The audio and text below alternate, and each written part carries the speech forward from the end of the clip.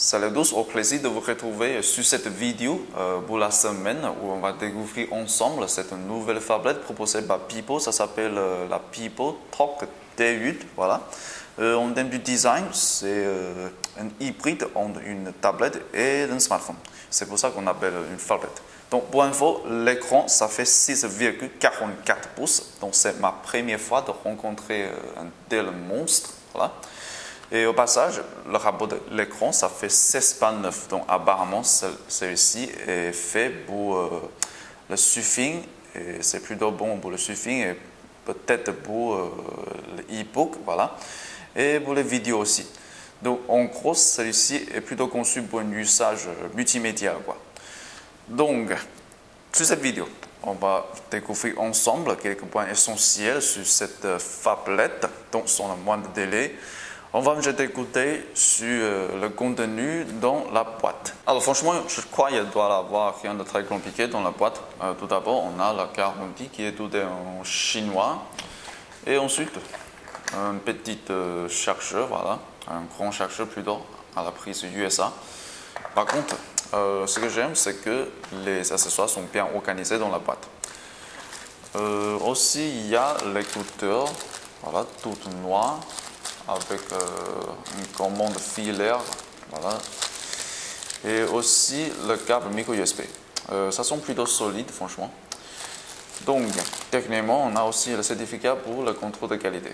Mais de toute façon, le standard de contrôle de qualité en Chine, c'est pas le même que dans les pays occidentaux. Donc, très rapidement, on va regarder le design de ce smartphone en détail. Allez, parlons du design de ce smartphone. Même si c'est une très grosse tablette, la prise en main, ça fait plutôt confortable. Tout ça, c'est grâce à son rapport de l'écran de 16,9. Voilà, c'est le même que la fameuse Nexus 7. Du coup, la finition, ça l'est plutôt pas mal.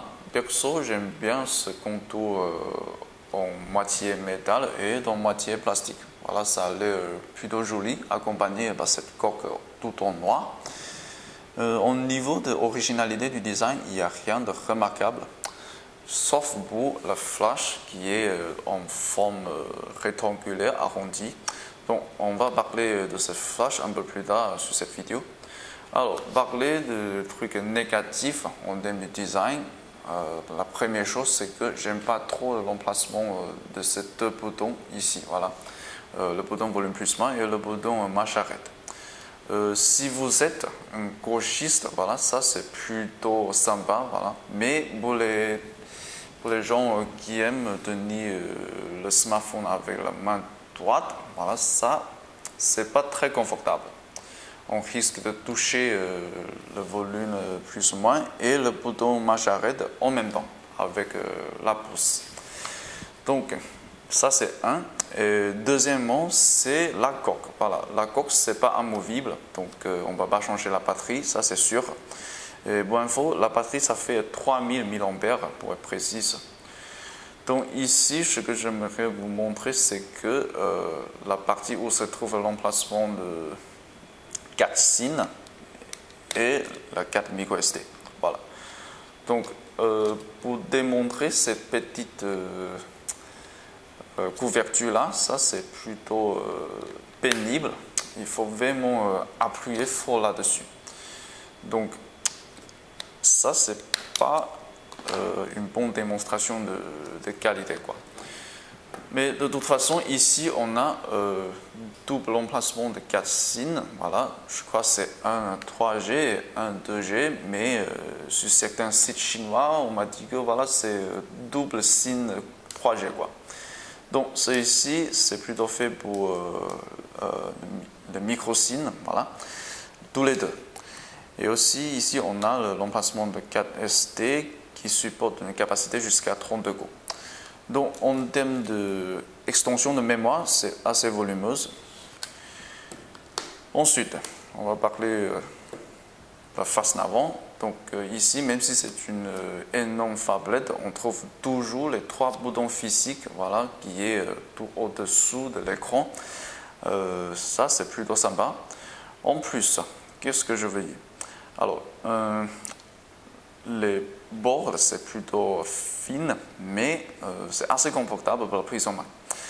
Donc, en gros, je dirais, le look, ça va plutôt pas mal. C'est plutôt élégant, avec ce couleur noir et certaines parties en aluminium, voilà. Mais il y a aussi des points noirs en termes de finition. Et nous voilà, on est sur le système. Voilà, j'ai coupé la partie pour le démarrage parce que là, il n'y a aucun intérêt de l'explorer ça. Donc, première chose à faire, c'est de vérifier les causes email. Donc, on a 2 à 35, voilà, ça c'est confirmé.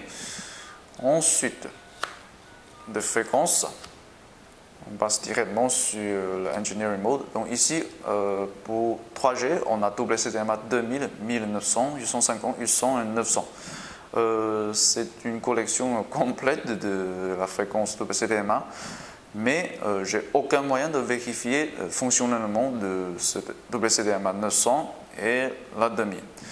En plus, sur la fiche technique de notre site, voilà, pour ce modèle, il n'y a aucune mention sur la WCDMA 2000 et WCDMA 900. Donc, je ne peux pas dire que ce soit compatible avec la WCDMA 900. Parlons du GSM, c'est toujours quad-band, voilà, rien de très spécial.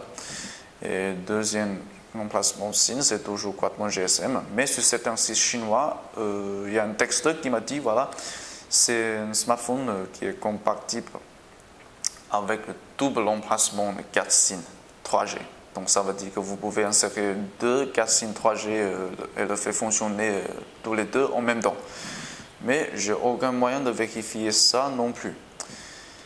Donc, ça c'est bien dommage, mais on n'a pas de choix, mais de passer à d'autres choses. Alors, ensuite, on va passer sur les paramètres. Donc, au niveau de fonctionnalité spéciale, il n'y a rien à proposer, voilà.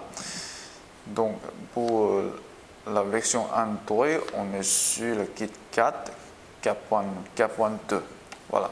Donc, pour info, il y a certains modèles qui ont déjà passé à Android 4.4, voilà. Mais pour ce modèle de chez Pipo, on n'a pas encore cette mise à jour. Mais ça va venir bientôt, puisque ça, c'est un modèle plutôt récent. Donc, ensuite, qu'est-ce qu'on va regarder? Alors, comme vous pouvez constater tout à l'heure sur cette vidéo, il existe un léger fuite de lumière sur le côté supérieur sur l'écran. Voilà, quand on est sur l'écran de la version KitKat. Donc maintenant, je vais voir qu'est-ce que ça donne sur Screen Text. Voilà, apparemment, il existe un certain niveau de fuite de lumière sur le côté supérieur et aussi le côté inférieur de l'écran. Ça peut être plutôt inquiétant pour certains, surtout pour les gens qui sont plutôt exigeants au niveau de qualité, voilà. Surtout pour l'écran, ça c'est plutôt mauvais, voilà. Mais ce que je peux dire, c'est que les couleurs affichées sont plutôt bien saturées. Donc ici, je trouve que c'est plutôt pas mal. Alors, il y a un problème avec ce screen text, donc je ne peux pas continuer de vous montrer le contraste de couleurs et tout, mais ça, c'est pas grave. On peut tout de même le montrer un peu plus tard sur cette vidéo. Donc, qu'est-ce qu'on va regarder ensuite? Alors, c'est le moment de passer au benchmark. Ok, sur AnTuTu X, ça donne un score de 25 752, voilà, c'est un score plus fort pour une soi-disant perte de performance, mais ça ne suffit pas, il faut regarder sur l'ensemble des détails. Donc ici, on a un score global pour la multitâche qui est plutôt correct, qui est 4600 quelque chose, voilà, c'est juste ce qu'on peut attendre à un octa-core de chez Mediatek, voilà. Donc, ce qui est remarquable, c'est plutôt le score pour la graphique 3D en Full HD qui est presque 5000. Je trouve ça plutôt pas mal. Aussi, il y a un truc qui ne va pas trop, c'est le score pour entrée-sortie. Voilà, ça c'est le flop total. Donc, pour le stockage, on a 1063. Pour la base de données, voilà, 640. Ça, c'est un score pour très très l'entrée de gamme. Donc, je ne comprends pas trop pourquoi le score pour l'entrée et sortie est plutôt pourri. Donc, ça, c'est plutôt anormal. Donc, on passe à d'autres choses. On va regarder les spécifications. Donc, ici, on est sur le Mediatek 6592. Et le GPU, c'est sans doute la Mali 450MP. Résolution Full HD, caméra de 13 mégapixels, mais un déboulé bien sûr.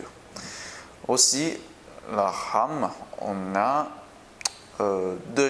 Mais ici, on n'a que 650 mots disponibles. Disons qu'on a installé déjà trop d'applications en arrière-plan. Aussi, pour le stockage. Alors, sur le papier, ça fait 32 Go. Donc ici, on n'a que 22 Go quelque chose disponible. Mais de toute façon, c'est assez volumineux. Et parlons de l'horloge de cet octa-core, c'est un maximum 1,7 GHz. Voilà, ça c'est assez bluffant. Mais on ne sait jamais sur la sûreté et la stabilité de ce processeur. Ensuite, la densité de pixels, je crois, ils ont exagéré ça sur AnTuTu X.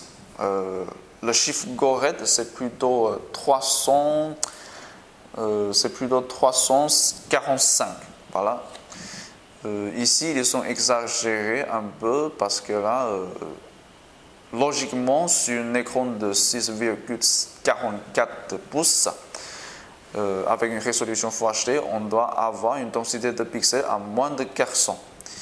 Voilà, donc ça c'est un calcul facile, mais AnTuTu X n'arrive pas à le faire correctement. Donc ici on a la caméra frontale qui est de 2 mégapixels presque. Ça, je ne vais pas le tester. De toute façon, toutes les caméras façades de tous les smartphones chinois sont quasiment les mêmes. Il n'y a rien de très spécial. Voilà. Alors, parlons des capteurs. On a une collection de capteurs qui est plutôt complète. Donc, on va regarder ça sur Z-Device. Donc, ici, je ne vais pas tester tous les capteurs individuellement parce que là, ça va prendre trop de temps. Donc, on a l'accéléromètre, la boussole, gyroscope, capteur de gravité, accélération linéaire et rotation vecteur. Voilà, c'est assez complète et je crois que ça aide énormément pour les jeux de course, quoi. Donc, parlons de GPS. Alors, ça, c'est plutôt remarquable parce que là, j'ai plutôt une très mauvaise impression sur le GPS, sur les processeurs Mediatek, mais celui-ci est une exception. Donc, voilà, on a attendu pour moins d'une demi-minute pour la première fixe. Et on a détecté pas mal de satellites déjà, parce que là, aujourd'hui, il pleut un peu. Donc, une mauvaise connexion avec les satellites, c'est prévu. Mais tout de même, on a quelques satellites détectés et on est connecté sur quelques satellites. Ça, c'est plutôt remarquable. Donc, avant de passer sur une autre partie, je tiens encore à vous préciser que je fais aussi d'autres benchmarks sur ce smartphone-là. Et vous trouverez tous les captures d'écran de benchmark que je fais sur cette phablette dans la description tout en bas. Donc, passons à la caméra. Alors, la caméra, la première chose à dire, c'est qu'ils ont gardé l'interface générique de Android KitKat. Voilà, donc je vous en remercie beaucoup, Pipo, pour l'avoir gardé cette interface au lieu de voilà, foutu le bordel avec votre sous-couche qui est plutôt moche. Donc, ici, je dirais l'autofocus, ça comporte plutôt correctement. On peut vraiment faire du photo en macro qui est super proche de l'objet, ça c'est plutôt pas mal. Assez réactif franchement l'autofocus, mais il faut vraiment stabiliser. Il faut vraiment être stabilisé, voilà. Ça je trouve un peu gênant, mais de toute façon ça c'est une caméra de smartphone chinois, donc c'est normal. Ensuite, qu'est-ce que je vais dire? Alors, on va essayer de me prendre une photo en mode normal. Donc voilà, Franchement, le rendu du couleur, c'est toujours un peu bronchi. Tout ça, c'est à cause de surexposition, voilà. Et ça c'est le monnaie courant chez les caméras de smartphone chinois. Donc, je ne tombe pas à très grand chose pour la caméra, franchement. Ici, je vais parler un peu de son flash qui est en forme rectangulaire arrondie, voilà. Donc, au début, je croyais que cet design permet de diffuser la lumière de façon plus saturée, mais apparemment, j'avais tort. Donc, ici, apparemment, les lumières sont toujours voilà, focalisées sur un point. Ça n'aide pas à très grand chose. En plus, on a toujours ces problèmes avec la surexposition. Voilà, donc c'est comme ça, les caméras. Alors, au passage, je vous montre quelques photos prises à l'extérieur aussi. Et je tiens à vous préciser que le mode HDR, c'est vraiment très utile.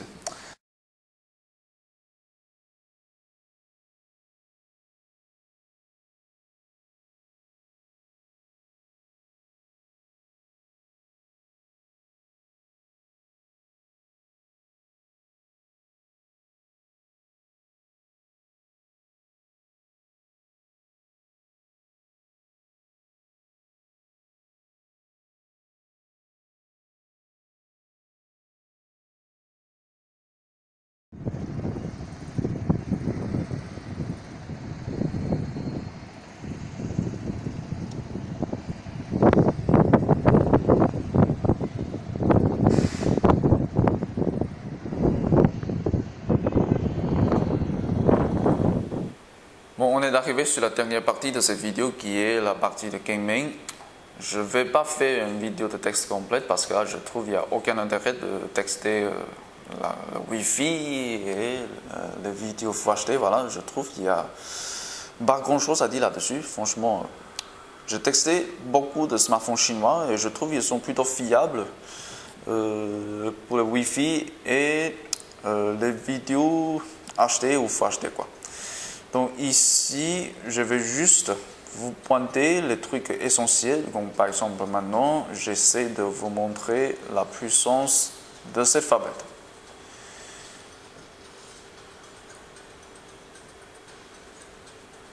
Donc, on va faire une toute petite partie rapide, voilà.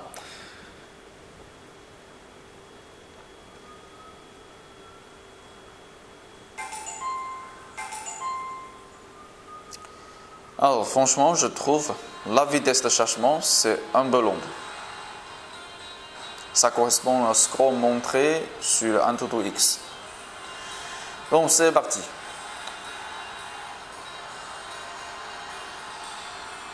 Alors, au niveau de fluidité, c'est pas mal. Mais ce que j'aime bien, ce que je kiffe grave, c'est l'écran. Franchement, la qualité de l'image me fait oublier cet défaut. Ce qui est cette fuite de lumière sur les deux côtés, quoi. Vraiment, c'est une très bonne expérience de jouer. Je joue jeu 3D voilà, sur un écran de rapport de 16:9 de la taille de presque 7 pouces. Je trouve ça vraiment top.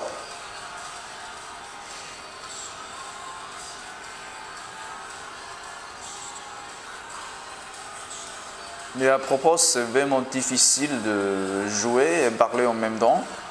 Donc, encore plus difficile pour une maladroite comme moi. Mais de toute façon, pour le gaming, ça, c'est une tuerie. Cette Pipo Top D8. Donc, je crois qu'il y a on n'a plus besoin de continuer encore plus loin sur ce texte gaming. Jusque-là, comme vous pouvez tous constater, au niveau fluidité, voilà, ça c'est impeccable, presque impeccable, franchement, avec cet écran, voilà, qui est vraiment de grande qualité. Donc avant de partir, on va jeter un coup d'œil sur le Battery Monitor Widget. Voilà, on est sur la batterie pour, je crois, alors ceci n'est pas correct. Franchement, on est sur la batterie pour presque 13 heures déjà et on a passé presque 2 heures sur le benchmark et le jeu, voilà. C'est plutôt correct, je trouve. Il nous reste encore 40% de charge. Donc ici, la température, c'est pas correctement enregistré, donc on laisse tomber. Mais en tout cas, c'est gérable, la chaleur. Pour les jeux et le benchmark, ça chauffe, ça c'est sûr. Mais c'est gérable. Il n'y a nul besoin d'avoir peur de ça. Ensuite, pour le voltage, c'est correct, il n'y a rien à signaler. Un bon truc avec ce processeur Mediatek, c'est que la conservation de la batterie pendant des heures inactives, voilà, c'est vraiment top. Voilà, c'est quasiment plat, voilà, ici, qu'on enregistre. Donc, de toute façon, je trouve qu'une batterie de 3000 mAh pour une phablette de quasiment 7 pouces avec double emplacement de 4 SIN, qui est aussi équipé d'un processeur octa-core, ça c'est un peu trop modeste, je trouve. Peut-être il faut remplacer cette batterie avec une de 4000 mAh, ça c'est plus logique. Donc, avant de partir, je dois vous laisser mes verdict sur cette phablette. Donc, ici, je dis la première chose pour le plus, c'est l'écran de grande qualité. Franchement, c'est un peu rare, je trouve. On a une très belle densité de pixels. Ensuite, très belle onde de vue, voilà. Les couleurs sont vraiment très bien saturées, voilà. Il n'y a juste rien à critiquer là-dessus. Et deuxièmement, c'est le stockage volume. Donc, première chose, on a un stockage indemne de 32 Go, voilà. Et aussi, on peut faire grandir cet stockage jusqu'à 64 par 4 microSD. Et troisièmement, c'est le GPS correct. Voilà. Enfin, j'ai rencontré un bon GPS sur un smartphone chinois équipé d'un processeur Mediatek. Ça, c'est un miracle, quoi. Alors, pour les moins, premièrement, c'est la batterie, alors, qui donne un avis plutôt mitigé, voilà, à cause de sa capacité, voilà, limitée. Et deuxièmement, c'est certaines parties, alors, qui est plutôt mal finie, par exemple, de cette couverture pour l'emplacement de cassine et l'emplacement de microSD. Voilà, ça c'est pas très bon, je trouve. Mais de toute façon, vu le prix, ça doit être comme ça. Ils font toujours quelque chose de moins pour baisser le prix. Ça, c'est la stratégie, quoi. Donc, c'est tout pour cette vidéo et j'espère que vous aimez le contenu. Donc, n'hésitez pas à nous donner un pouce vert. On se verra dans la vidéo prochaine.